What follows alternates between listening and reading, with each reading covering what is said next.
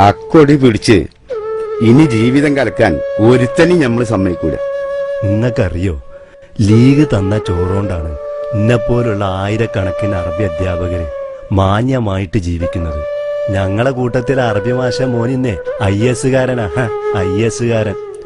ഈ പച്ചപ്പങ്ങ് പോകുമ്പോഴേ തിരിയോ എല്ലാവർക്കും. അന്ന് കണ്ണീര് തുടച്ചു തരാൻ പോലും ഉണ്ടാവില്ലാരോ. ആ പച്ചക്കൊടിയിലെ തണലില് എന്നെയും കൂടി ഒന്ന് നിർത്തോ മാഷെ?